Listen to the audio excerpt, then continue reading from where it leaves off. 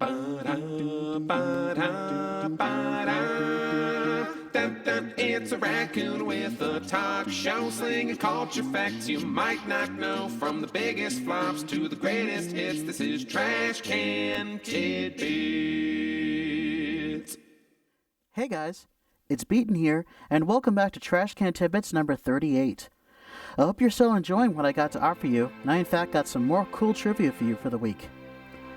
Last week, I asked the question, which of the enchanted objects in Beauty and the Beast calls Belle by her real name? The answer is Chip. Besides the Beast himself, Chip is the only character in the castle to call Belle by name, and he does so in the scene when he stows away with Belle after she arrives home after rescuing her father. All the other characters in the castle refer to her as either Mademoiselle or the girl. With that out of the way, let's get started with fact number 1. Did you know that the Alfred Hitchcock film North by Northwest could possibly serve as an inspiration for the James Bond movie From Russia with Love? Some references in both movies include the main hero being chased by an aircraft, and the overall theme of spies playing a big role throughout the story. North by Northwest even stars Cary Grant and James Mason. Both of these actors were considered to play Bond at one point. Fact 2. Did you know that of all the movies in which Natalie Wood appeared to do her own singing, she apparently did her singing in one movie musical? She was notably dubbed over for West Side Story by Marni Nixon, who famously dubbed Audrey Hepburn in My Fair Lady.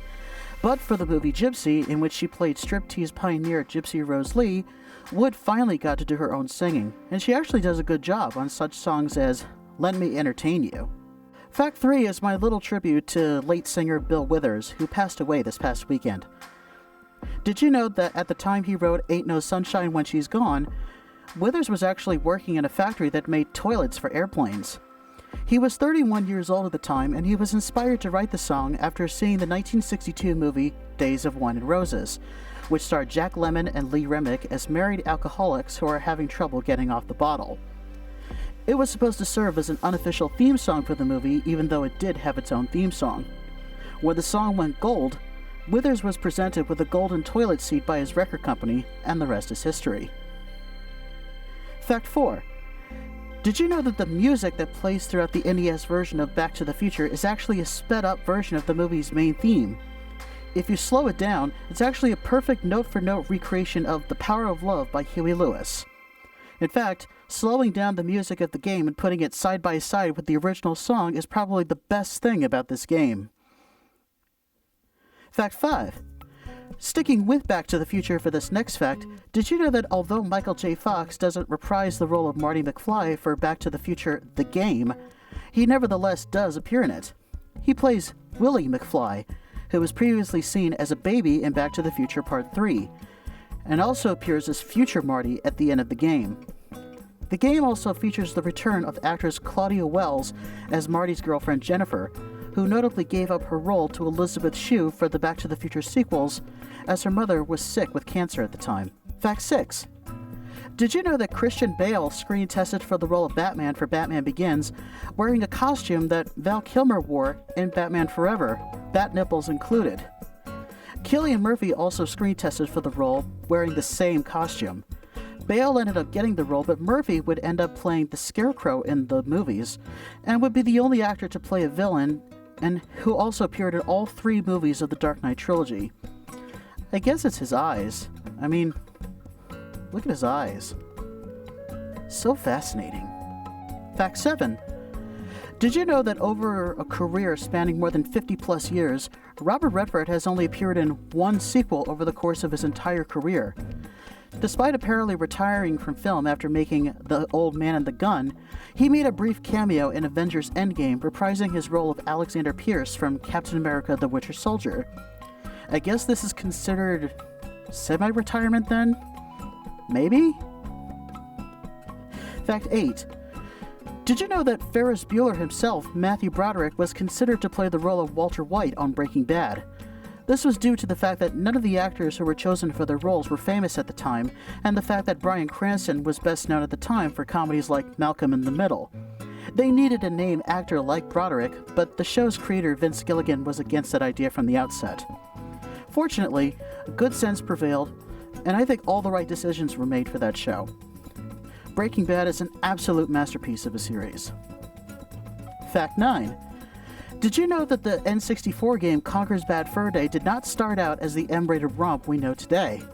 There was previously a Game Boy Color game called Conker's Pocket Tales, which was released to promote the character of Conker the Squirrel after having made his debut in Diddy Kong's Racing, along with Banjo from Banjo-Kazooie. Conker's Pocket Tales was a child-friendly collectathon game that was slated to get a sequel in the N64.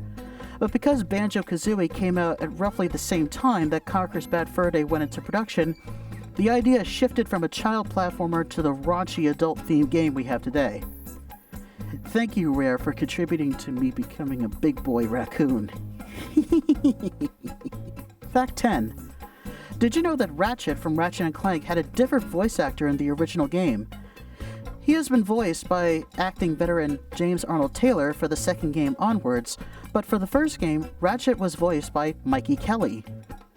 If I had to guess, the producers at Insomniac didn't want Ratchet sounding too surfer dude-like, as they had also replaced a voice actor for their title character once before, swapping Carlos Alazraqui out for Tom Kenny for the voice of Spyro the Dragon. Coincidentally, both Mikey Kelly and James Arnold Taylor would end up starring alongside each other as Michelangelo and Leonardo, respectively, for the 2006 Teenage Mutant Ninja Turtles animated movie, TMNT. And here's this week's random trivia question. The Broadway musical The Drowsy Chaperone is a delightful musical comedy about Broadway musical comedy, and made a star out of a then unknown actress named Sutton Foster. Foster has since dominated in such Broadway musicals as Shrek the Musical, Young Frankenstein, Anything Goes, and Violet, and she's even appeared on the small screen in such TV shows as Bunhead and Younger. Though she was actually not the first choice for the role of Janet Van Der Graaf as the original actress who was going to do the Drowsy Chaperone, ended up getting the lead role on a short-lived TV sitcom before the show went to Broadway.